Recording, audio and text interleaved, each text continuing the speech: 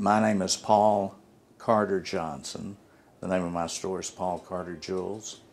I'm in Houston, Texas. Well, I started in the jewelry business when I was in high school.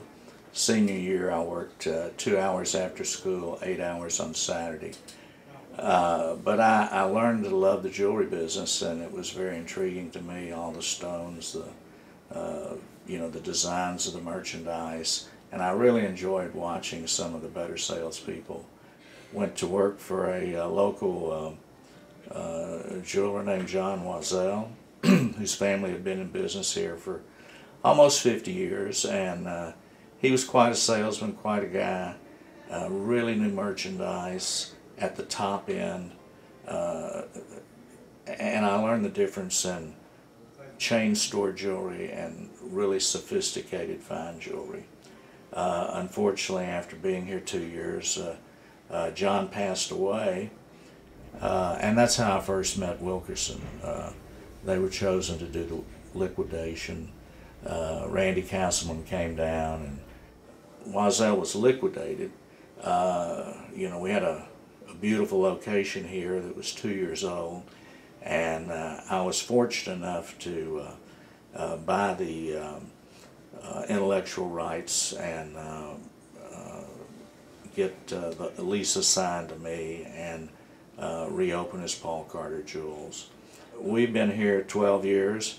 We're in the center of the Uptown section, which includes the Galleria and many, many fine jewelry stores. And I knew at the beginning I had to be a niche jeweler. I couldn't compete with all the chains and the big independents that were here trying to sell bridal and diamonds. So we went the route of looking for very sophisticated fashion jewelry, most of it from Italy and Europe, and tried to introduce that to the top 2% of the food chain here, and that's really who we did business with.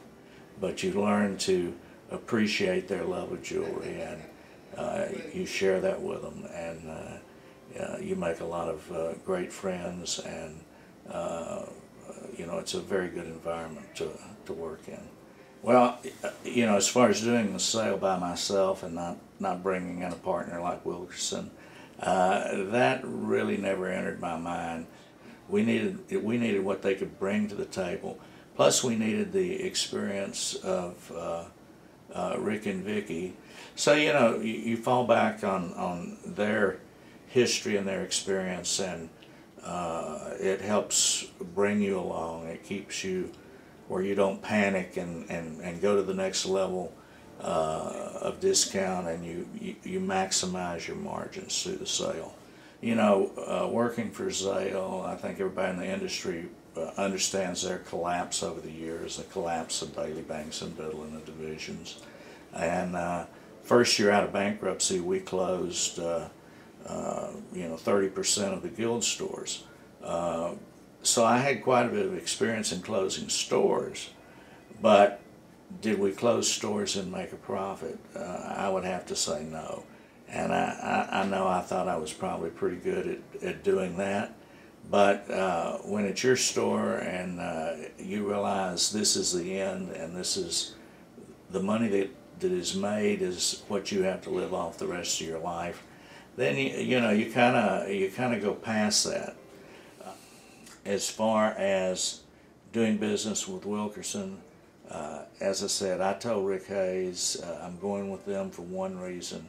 We're both from the same part of the woods, and I felt very comfortable with them. I felt like they were straight up, straight talking, straightforward, honest people, and a handshake is a handshake and a deal is a deal, and I haven't been disappointed.